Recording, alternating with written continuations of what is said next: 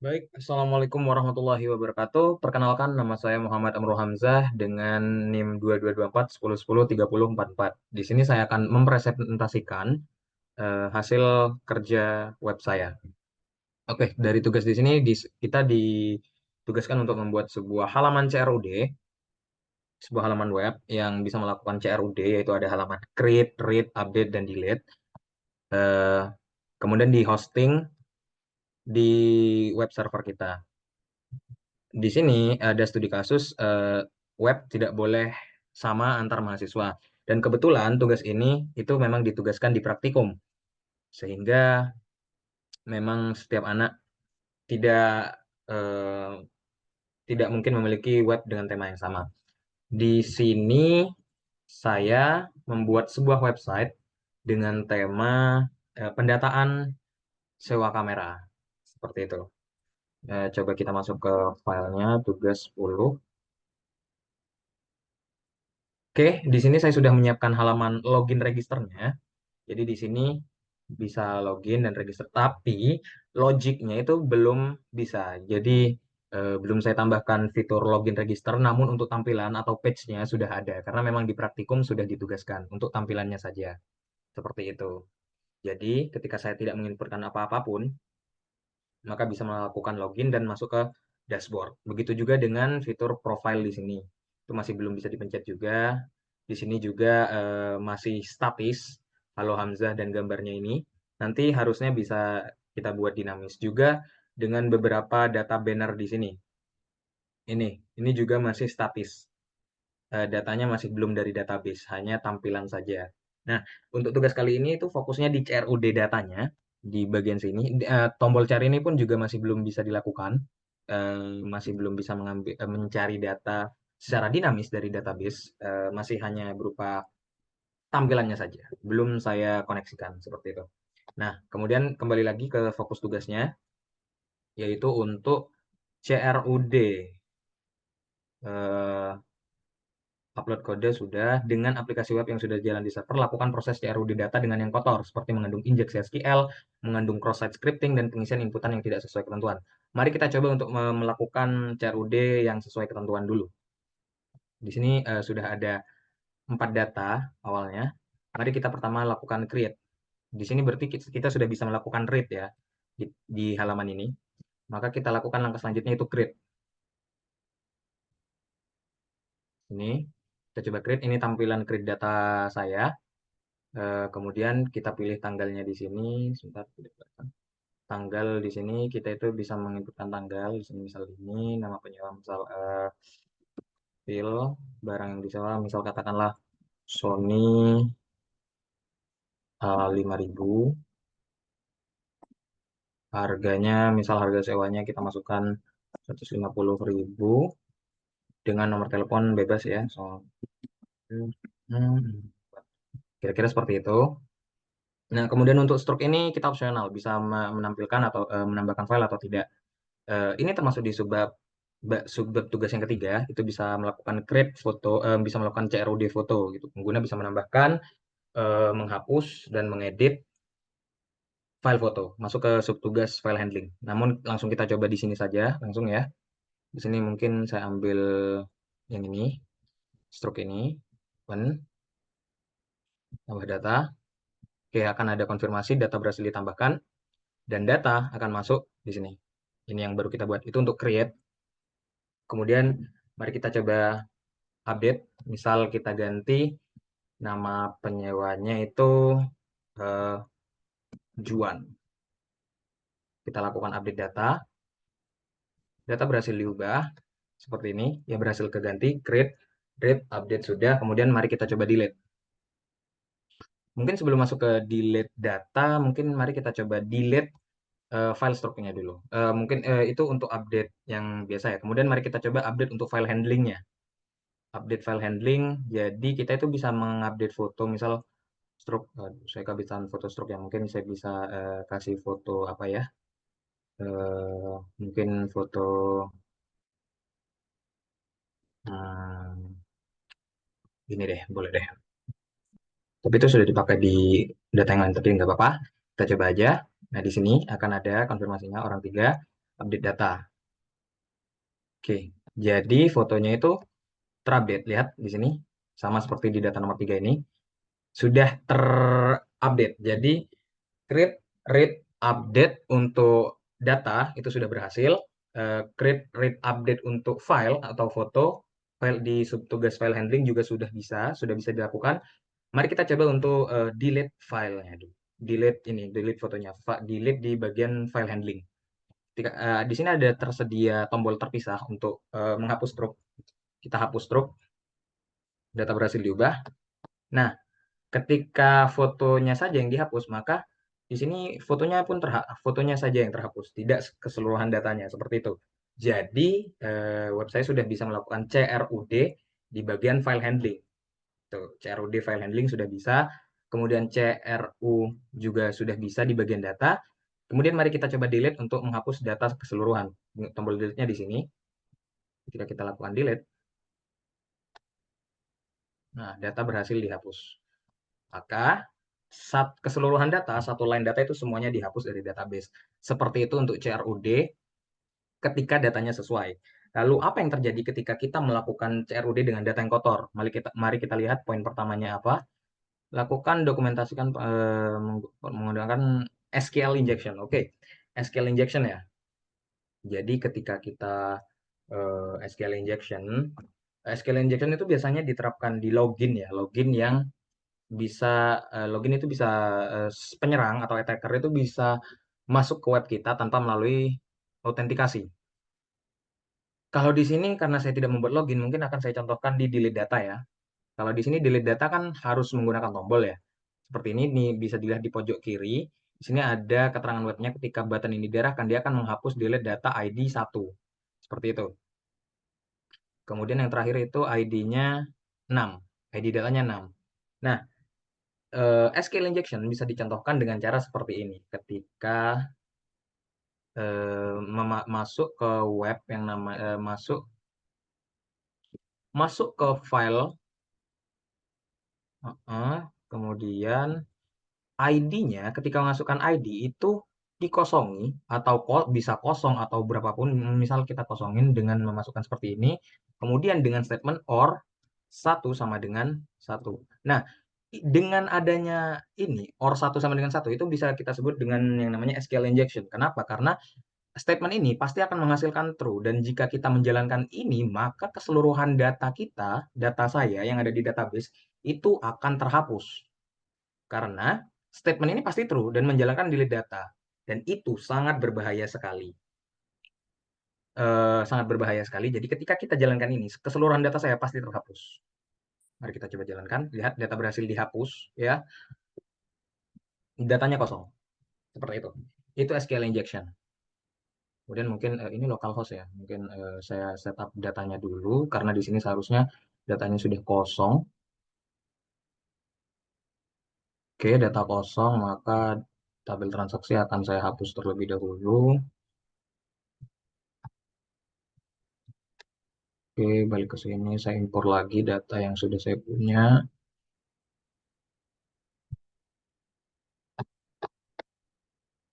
Import. Oke, kemudian saya cek dulu sebentar. Ini voucher. Oke, sudah betul. Dan ketika di refresh pasti datanya sudah ada lagi. Seperti itu. Seberbahaya itu SQL injection.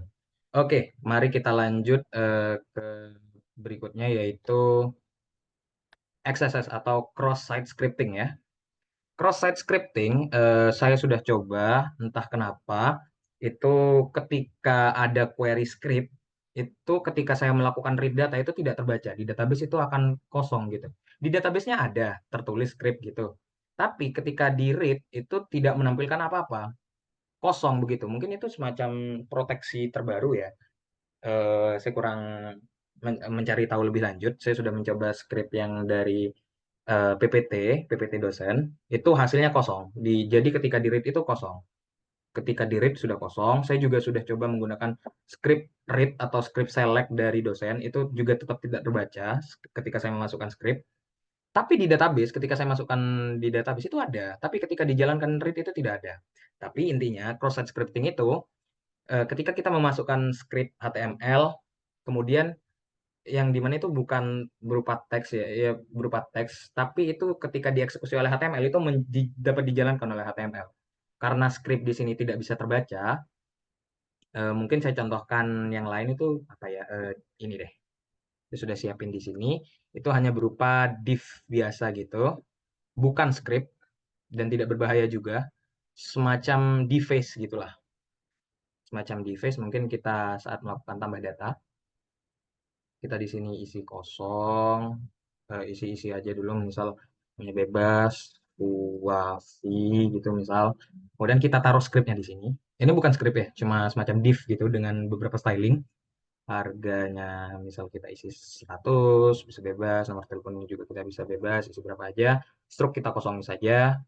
Ketika kita tambah data, itu datanya berhasil ditambahkan. Dan ketika di read akan seperti ini. Kira-kira seperti ini cross-site scripting atau XSS itu.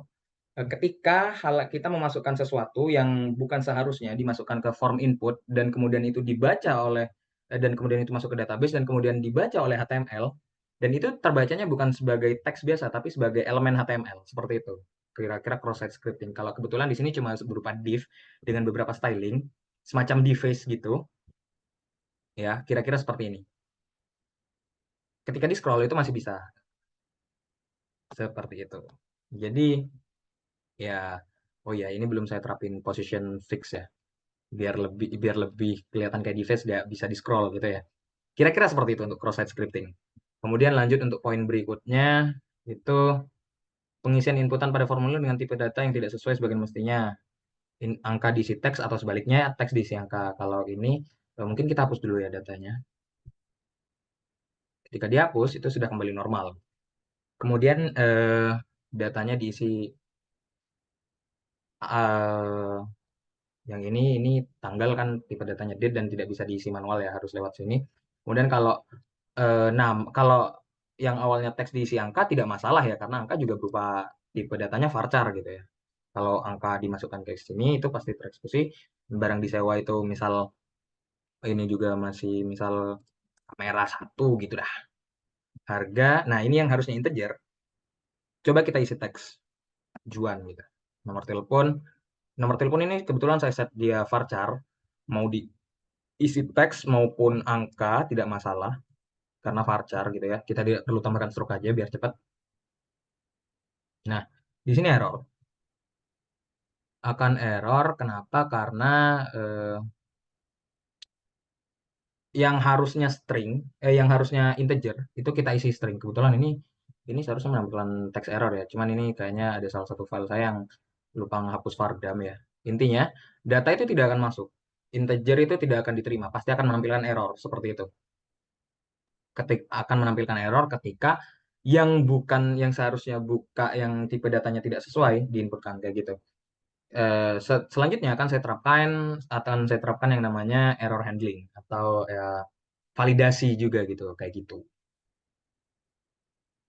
Oke kayak gitu. Kemudian lanjut lakukan dan dokumen pengisian input yang tidak inputan teks diisi dengan teks yang sangat panjang. Inputan angka diisi dengan angka yang terlalu besar. Oke. Misal di nama deh. Yang ini kita benerin dulu deh. Ini harusnya bisa masuk ya 1 2 3 gitu misal. Oke, ini harusnya bisa. Kan bisa. Tadi karena error itu karena, nah bisa kan? Itu error karena yang seharusnya integer itu kita isi teks. Seperti itu. Maka dia tidak akan terbaca, akan error. Itu seharusnya menampilkan pesan error. Tapi kenapa kayak gitu ya? Nggak tahu juga. Intinya kayak gitu. Kemudian apa yang terjadi ketika kita memasukkan teks yang terlalu panjang. Misal di database-nya itu nama itu varchar 50. Nama itu varchar 50. Bagaimana ketika kita misal kita buat deh lore di sini kita asal dari mana ya? Di sini. Nah, kita coba lorem 200. Dan kita cut. Oke, kayak gitu cukup. Mari kita masukkan data yang 200 karakter ini kita masukkan ke nama. Sorry salah. Nah, kayak gini. Ketika ini 200 karakter kita masukkan. Di sini harga udah normal ya, udah integer ya. Mari kita coba update datanya. Oke, unable to handle this request. Error 500. Ini error 500 artinya error di bagian database-nya. Kenapa? Database-nya pasti gagal karena eh apa ya? Database-nya itu pasti gagal karena tipe datanya itu terlalu tipe datanya varchar 50 yang di set. Sedangkan kita memasukkan 200. Seperti itu. Tidak terganti ya. Coba kita update dia ke yang normal-normal aja gitu. Update, maka dia bisa-bisa aja. Kira-kira seperti itu. Oke. Selanjutnya saya akan memperbaiki kode saya sehingga bisa menangani semua masalah tadi.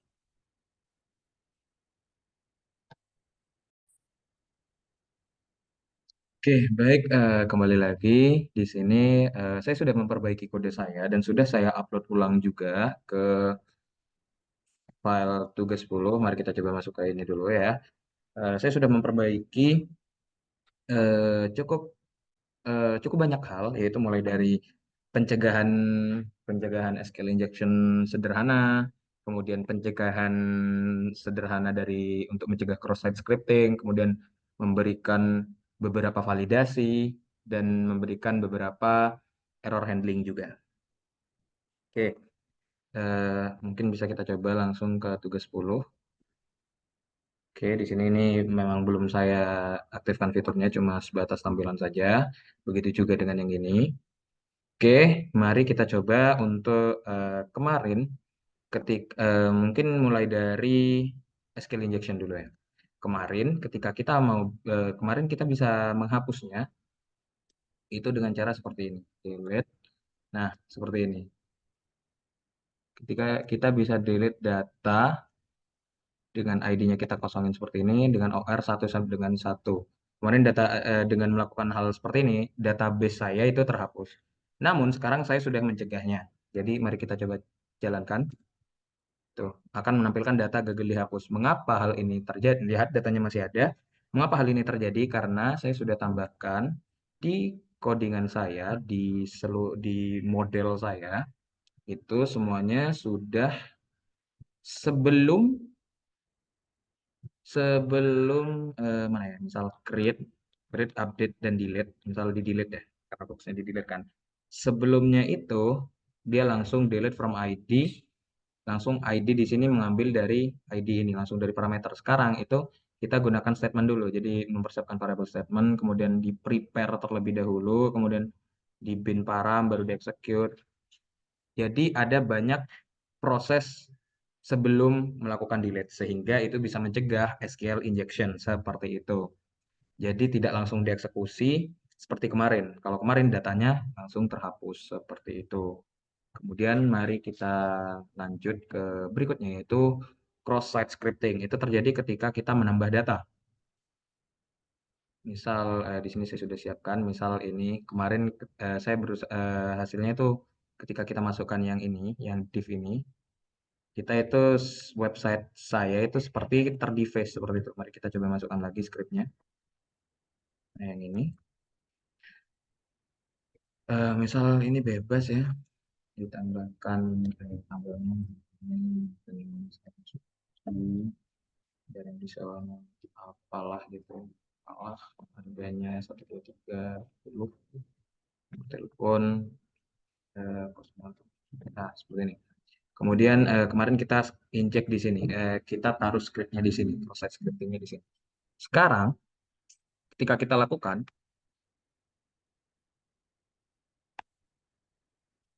oke, apa ini? Sorry, oke, mungkin mari kita coba lagi.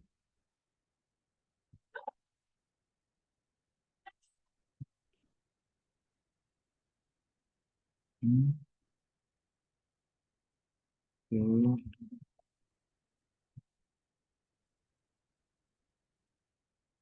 Nah, mungkin tadi hanya semacam glitch ya atau bug atau gimana. Intinya dia bisa seharusnya. Nah, bisa ditambahkan, tapi lihat tidak terjadi apa-apa. Tidak seperti kemarin yang layar saya tiba-tiba jadi hitam, terdeface seperti itu. Sekarang tidak. Kenapa? Karena dia masuknya nih masuk sebagai teks biasa. Kenapa bisa seperti itu? Ini bisa juga ketika kita masukkan script yang di PPT, contohnya misalnya ini ya. Yang di PPT itu yang ini. Nah, yang ini. Ketika kita masukkan, nah seperti ini. Ketika kita update datanya, berhasil. Namun ketika masuk itu ya hanya sebagai teks biasa. Kenapa hal ini bisa terjadi? Cukup mudah untuk mengatasi hal ini, untuk mengatasi cross-site scripting. Itu langkah paling mudahnya adalah dengan ketika di create dan update data di bagian parameternya, parameter inputnya itu kita cukup tambahkan seperti ini, HTML special charge. Seperti itu saja sudah cukup untuk menangani cross-site scripting sederhana seperti itu. Jadi cukup menambahkan HTML special charge. Jadi script maupun div atau apapun itu tidak akan ketika dimasukkan ke inputan dia tidak akan tereksekusi oleh HTML, namun hanya terdeteksi sebagai teks biasa seperti itu. Oke, itu untuk dua halnya. Kemudian poin berikutnya adalah poin berikutnya apa ya? Sebentar.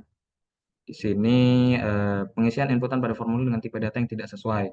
Misal angka diisi dengan teks atau sebaliknya. Oke, ini juga saya sudah tambahkan validasi di PHP. Jadi misal ketika kita mau tambah data, misal di sini pertama kali ya, kita kosongi semua dulu, kita tambah data, maka dia tidak akan bisa. Kecuali untuk stroke. Stroke ini memang saya biarkan untuk dikosongi, karena dia gambar ya. Di sini akan ada validasi seperti tanggal tidak boleh kosong, nama tidak boleh kosong, barang tidak boleh kosong, harga tidak boleh kosong, nomor tidak boleh kosong. Nah, misalkan yang di sini yang integer itu cuma ini, yang integer cuma harga. Jadi misal ini juga nama penyewa kita isi dua karakter aja, barang disewa kita isi tiga karakter, dua karakter juga, kemudian harga kita coba isi dengan string kayak gini. Jadi harga itu seharusnya integer, tapi kita tulis string. Kalau nomor telepon ini memang string ya, jadi bebas.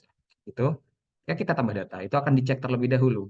Ya, ada validasi lain selain kosong, yaitu ada nama harus memiliki minimal tiga karakter, barang harus memiliki minimal lima karakter, kemudian harga harus berisi angka. Nah, jadi inputan harga yang harusnya integer memang harus diisi integer, tidak boleh diisi angka seperti itu. Itu validasinya. Atau misal seperti ini, baru dia akan, oh ya harga minimal 1.000, sorry, kita isi 1.000, 10.000 deh. Baru dia menerima, oh ya nomor telepon juga minimal 10 karakter. Saya sudah menambahkan beberapa validasi yang penting di situ seperti itu. Kemudian ini masih kurang. Misal astaga, misal kayak gini dulu. Nah, jadi di sini hanya barang disewa yang itu 5 karakter. Misal saya rasa A. Nah, seperti ini. Misal ketika kita tambah data, baru data bisa ditambahkan seperti itu. Seperti ini dimasukkan. Seperti itu untuk poin yang integer di input string. Jadi dia tidak akan mau diberikan validasi seperti itu. Kemudian yang ini lakukan dengan nilai data atau panjang data yang tidak sebagaimana mestinya. Tadi sudah dicoba ya, ketika inputnya terlalu kecil, dia tidak akan bisa. Kemudian terlalu kecil negatif ya, negatif ini juga bisa. Jadi misal itu tadi di create ya, mari kita coba langsung diupdate aja. Sekalian nyoba diupdate ya. Jadi misal nama ini saya set 50 karakter. Jadi ketika diinputkan ketika diinputkan misal gimana ya, tempel deh, lorem 201 deh. Gitu. Oke, kok cekat. Nah, ketika nama itu kita isi dengan karakter yang cukup banyak, misal di ini juga kita isi begitu juga. Harga ini juga kita misal isi dengan satu kayak gini, dia tidak akan diterima. Nah, lihat ada batas maksimal dan juga ada batas minimalnya. Kalau nama itu minimalnya 3, maksimalnya 50 karakter, barang disewa itu minimalnya 5 karakter, maksimalnya 200 karakter, kemudian harga itu minimalnya 1.000, maksimalnya 99999 seperti itu. Itu untuk batas minimal dan maksimalnya. Kemudian misal untuk harga itu juga ketika diisi kosong, itu dia tidak akan bisa, harga tidak boleh kosong, dan ketika negatif juga eh, harga minimal 1.000 seperti itu. Jadi untuk validasi-validasinya saya kira sudah cukup lengkap di sini. Kemudian lakukan perbaikan kode, buat kembali, iya ini sudah. Kemudian pada formulir terapkan redirect dan error handling yang relevan. Di halaman list sudah, kemudian ditampilkan mana ditampilkan beserta informasi isian mana yang tidak sesuai, sudah ada ininya kan, validasinya mana, dilakukan terhadap ya ini sudah juga. Kemudian ini kemarin sudah saya bahas ya sebenarnya mungkin, tapi akan saya bahas lagi. Dari tadi kan mungkin bisa dilihat ya, pengguna itu tidak wajib menginputkan gambar. Namun eh, mari kita coba dulu untuk cari di gambar aja. Misal tadi ditambah itu tidak wajib menambah gambarnya. Mari kita coba menariknya itu di update. Karena di update itu ada satu tambahan tombol baru. Di update dia ada tombol hapus drop. Jadi misal ketika kita udah punya data ini, kita bisa create gambar di sini. Masukkan gambar. Misal gambar di ini deh. Kita create gambar yang ini misal. Ini update data, kita berhasil diubah. Nah, ada datanya masuk di sini. Berhasil create gambar. Kemudian mari kita coba update gambar. Misal update gambar itu bisa kita langsung choose file di sini. Kita ganti dengan gambar yang ini deh, yang ini. Atau yang ini deh, biar gampang diingat apa ada logo Pertamina ya. Gitu, di data. Nah, berhasil terupdate. Ini create rate update sudah berhasil, dan ketika untuk hapus gambar, untuk gambar saja ya, kita bisa langsung pencet tombol yang di sini, hapus stroke. Nah, ada konfirmasi yakin menghapus stroke, oke. Kita berhasil diubah dan akan langsung di redirect dan gambarnya berhasil terhapus. Seperti itu untuk gambar. Kemudian untuk error handling gambar itu juga saya terapkan beberapa, yaitu ketika yang diinput itu bukan gambar. Misal saya masukkan SQL ini ya. Ketika kita update data, akan ada konfirmasi upload hanya gambar, jangan file lain, seperti itu. Dan kemudian akan muncul data gagal diubah dan kembali ke redirect sini. Seperti itu. Lihat, tidak terupdate gambarnya gitu. Karena eh, itu file yang bukan gambar dan takutnya yang dimasukkan adalah script, seperti itu. Kami batasi di sini hanya JPEG, JPEG dan PNG, seperti itu. Kemudian misal gambarnya terlalu besar, misal ini 1 MB lebih, saya batasi gambarnya itu maksimal 1 MB. Ketika di update data, lihat ada keterangan ukuran gambar terlalu besar dan data gagal diubah. Lihat, meskipun formatnya sudah benar PNG, tapi datanya tidak masuk karena ukurannya terlalu besar. Seperti itu. Oke, itu untuk mungkin error handling dari gambar, dan mungkin eh, cukup sekian penjelasan dari saya. Seperti itu kira-kira demo program dari saya. Kurang lebihnya mohon maaf. Wassalamualaikum warahmatullahi wabarakatuh.